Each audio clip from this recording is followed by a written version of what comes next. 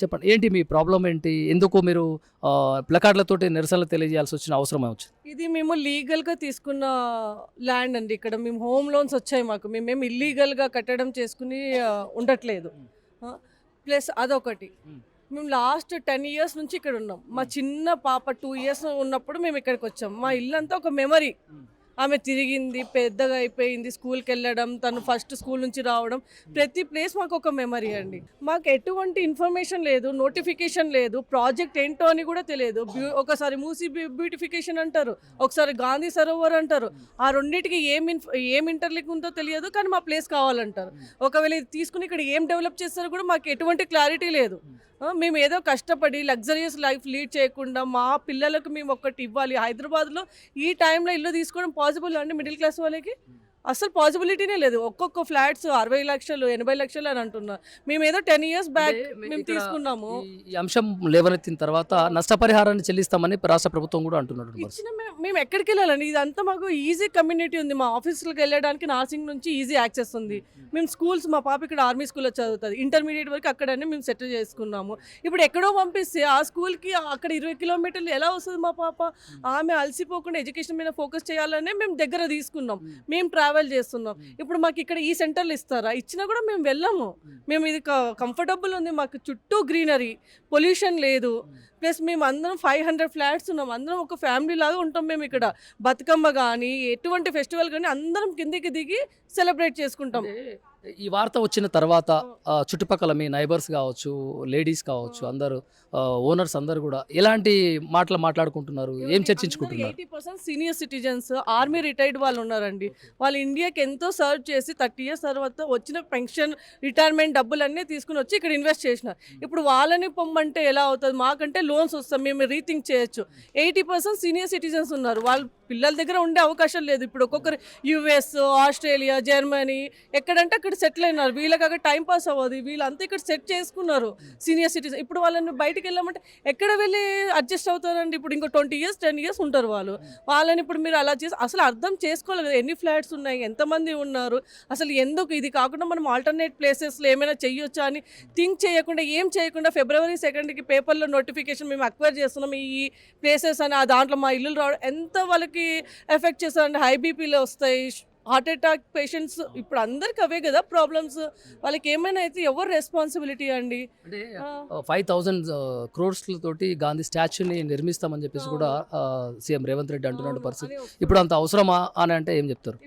ఇప్పుడు అంత అవసరం ఏమండి? గాంధీ బొమ్మకి అంత పెట్టి ప్రాజెక్ట్ చేయాల్సిన అవసరమే లేదు. కావాలంటే బిల్డ్ చేసుకుని, బట్ అంత డబ్బులు కాకుండా కొంచెం యూజ్ చేసి స్టాచ్యూ క్రియేట్ చేయండి. ఆల్రెడీ ఆయనవి ఉన్నాయి స్టాచ్యూస్. అదర్ డెవలప్మెంట్స్ చాలా ఉన్నాయి. ఎడ్యుకేషన్ వైజ్ కానీ, ఎడ్యుకేషన్ లేకుండా చాలా మంది కిడ్స్ ఉన్నారు. వాళ్ళకి మంచి ప్రాపర్ ఎడ్యుకేషన్, గవర్నమెంట్ కాలేజెస్ కట్టియండి, స్కూల్స్ కట్టియండి, ప్రాపర్ ఎడ్యుకేషన్ ఇవ్వండి, ట్రాన్స్పోర్టేషన్ ఇవ్వండి, మెట్రో కనెక్టివిటీ ఇవ్వండి. మంచిగా మీరు ఇట్లాంటివి డెవలప్ చేయాలి. కానీ ఉన్న ఇల్లులు గాంధీ బొమ్మ కట్టియండి. ఎక్కడైతే మీ గవర్నమెంట్ ల్యాండ్ ఉంటే అక్కడ కట్టించుకోండి, మీరు ఎంతనైనా బడ్జెట్ పెట్టుకుని. బట్ మా ఇల్లులు కావాలంటే మేము ఎందుకు ఇస్తామండి? అంటే మీరు ఇప్పుడు ఇంత ఆవేదన పడుతున్నారు. మీ ప్రభుత్వము మీ ఆవేదన వినలేదనుకోండి, ఏంటి ఫ్యూచర్ ప్లాన్ ఏంటి, భవిష్యత్ కార్యాచరణ? ఉంటాం. ఎట్లా వస్తారు? ఇది మా ప్లేస్ అండి. మేము కష్టపడి లోన్స్ తీసుకున్నాం. లావిష్గా బతకకుండా సింపుల్గా ఏదో జస్ట్ బతుకున్నామా లేదా, మాకంటూ ముసలిగైనాక ఒకటి ఉండాలని మేము కట్టుకున్నాం. మేము ఎందుకు ఇస్తాం? వాళ్ళు అడిగితే మేము ఎందుకు ఇస్తాం అండి? లీగల్గా కట్టుకున్నాం లోన్స్. మా డబ్బులతో మాకేమైనా ప్రాబ్లమ్స్ ఉంటే వాళ్ళు వచ్చి ఏమైనా ఎప్పుడైనా మాకు ఫండ్స్ ఇచ్చారా? మాకు ఏమైనా చేశారా? కోవిడ్ అప్పుడు జాబ్ లేకుండా కానీ 8 months కష్టపడి ఒకటేసారి రీపే చేసినాం మేము. మాకేమైనా ఎగ్జామ్షన్స్ వచ్చిందా? ఏం లేదు కదా. అలాంటి టైంలోనే మాకు ఎవరు హెల్ప్ చేయలేదు. గవర్నమెంట్ ఎటువంటి లేదు. క్యూలో నిలబడి, అంత పెద్ద క్యూలో నిలబడి మేము ఓటేసి వస్తాం. మాకు ఇట్లా నా అండి చేసేది?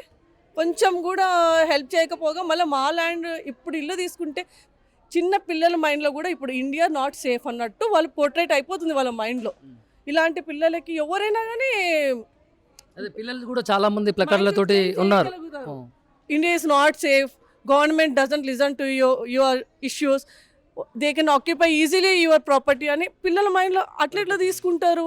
మన ఇల్లు కదమ్మా, గవర్నమెంట్ ఏమైనా చేయొచ్చా, ఇన్సెక్యూరిటీ కూడా ఉంది. ఏమంటున్నారు మీతో పాటు మీ పిల్లలు మాట్లాడుకునేటప్పుడు ఇలాంటి న్యూస్ విన్నాక? మాకన్నా ఎక్కువ బాధ వాళ్ళకే ఉందండి. అందరు 2 years 3 years ప్లే గ్రూప్ చదువుతున్నప్పటి నుంచి వాళ్ళ ఫ్రెండ్స్ 15-16 మెంబర్స్ వాళ్ళంతా వాళ్ళు విడిపోతామని అనుకుంటున్నారు. వేరే స్కూల్ చేయాలంటే స్కూల్ ఫ్రెండ్స్ ఉంటారు. ప్లస్ ఇంకొకటి ఏంటంటే ఇంత కష్టపడి మీరు చేస్తారు కదమ్మా, ఇది గవర్నమెంట్ ఎలా తీసుకుంటుంది, గవర్నమెంట్ ఏమైనా చేయొచ్చా అనే మైండ్ సెట్ వాళ్ళకి వచ్చింది. ఇప్పుడు గవర్నమెంట్ ఉందని మనకి హెల్ప్ చేయడానికి కాదు, గవర్నమెంట్ ఏమైనా చేయొచ్చు, దే కెన్ టేక్ మన property, they can do anything అన్నట్టు వాళ్ళ మైండ్ సెట్.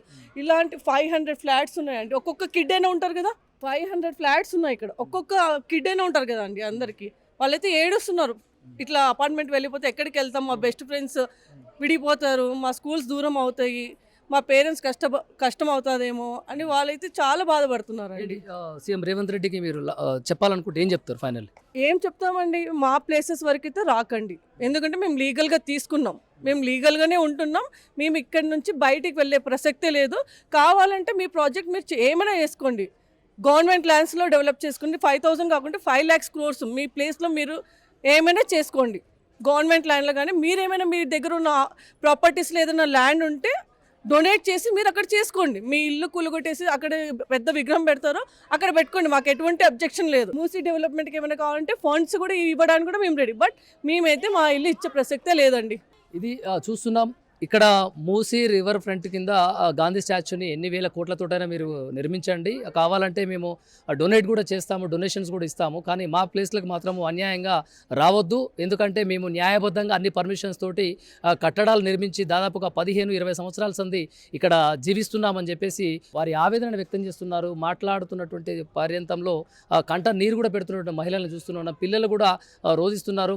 ఎందుకు ఇలాంటి చర్యలు కాంగ్రెస్ ప్రభుత్వం చేస్తుంది అనేది కూడా చెప్తున్నటువంటి పరిస్థితి. పిల్లలు వారికి ఇప్పుడే ఇలాంటి గవర్నమెంట్ ఇలాంటి చర్యలకు పాల్పడితే మనకు ఫ్యూచర్లో కూడా ఇలా మన మీద మనదైనటువంటి వస్తువుని వాళ్ళు ఆక్యుపై చేస్తారా, గుంజుకుంటారా అని కూడా ఈ లేవనెత్తినటువంటి పిల్లల మనసులో దృఢంగా పడుతుందని చెప్పి వాళ్ళ పేరెంట్స్ కూడా ఆవేదన పడుతున్నటువంటి పరిస్థితి చూస్తూనే ఉన్నాం.